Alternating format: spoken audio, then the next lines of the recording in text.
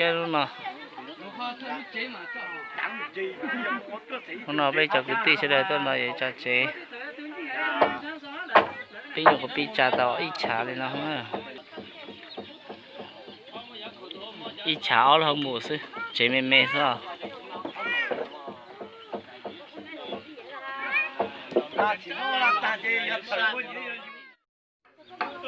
cái cha tàu đó gì nó gì có tía tía tại chỉ nó nữa cho là thế sẽ gì ta là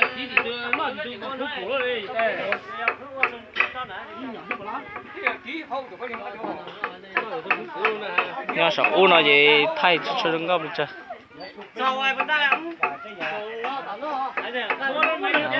bây giờ cứ tì trong cần của chúng ta tàu chế theo tàu chế nhau đấy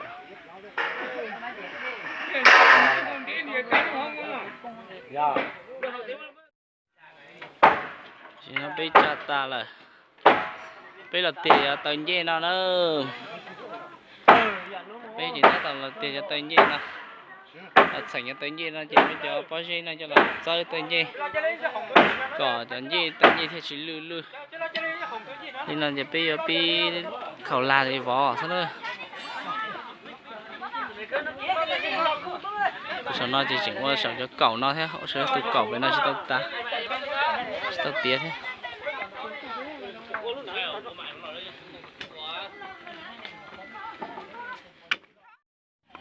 chỗ này cho thay lò thôi thay lò là mỏ bên nó ngay bên nó có xả mỡ nè bên nó Trinh đồng bên đi đây có cho đây cay đó cay đi làm luôn bây giờ bây giờ nó có cho sản phẩm luôn cái này gai có là với mình chính là mua thì đúng chỉ nữa nè nếu mà bao chỉ là đi mà qua đây tao ô tình trạng liếp lồng nó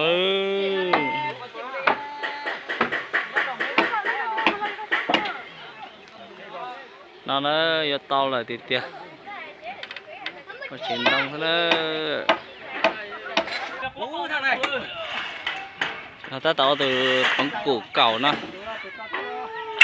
là chỉ cho hảo thế này nhiều mà khó đùa là thế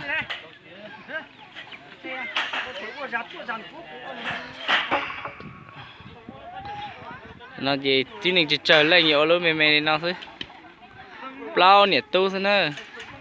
ông này chỉ theo thì mình nhỏ chứ bao lên thế gì ông lên nào sẽ cho cháu nhớ chấp lại là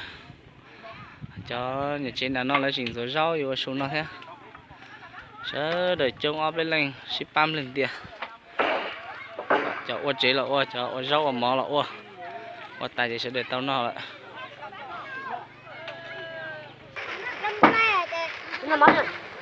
rau chua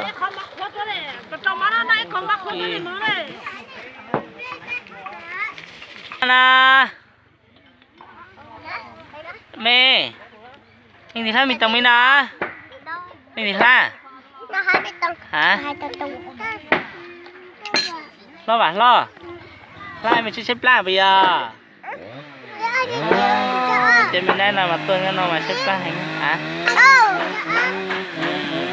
nó rồi mà sẽ đến nào nó trong á mà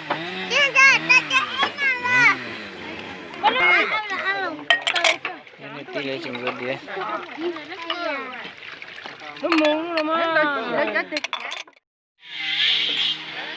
xin nói gì cho số bên nào nữa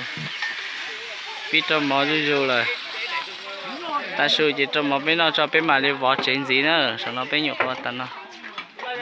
cho mỏ bên nào cho nó số ta cho mà làm gì à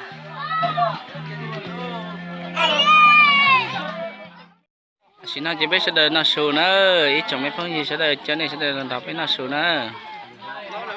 chơi pla chỉ nói số trai mà lấy một vỏ chơi được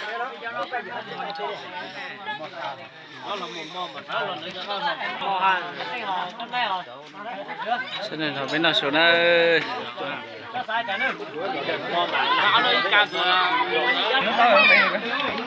mà khó xí là cái tí sốt xả ra đó Cam một tông nữa. rồi nó sửa ôi bây giờ nó mà sao rau rồi rau to xe để nó rau một chỗ rồi. xe chả Nó là thứ nó là thứ hai á. Anh tua cá thì lọt chừng. Mua nó còn thua rồi chứ, dầu đó. nó sẽ đây nó như cả nhớ cay đâu Ủa chứ cá nữa. Lon chả nè. mua sao là mua Cá nhiều lấy tua nhiều. Lấy tua nhiều ta chỉ phụ chả chỉ phụ ăn đây. Nằm ở cái chỗ như là có át tàn nằm mò. Cái cẩu luôn rồi. cắt cơ Đây mà cá cơ.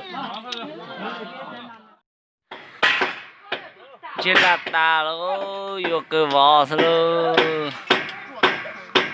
xa chập lại đi à ra chân là nó ta rồi tiêu vò lại xí nữa nó chỉ ơi nó xa chập là dạ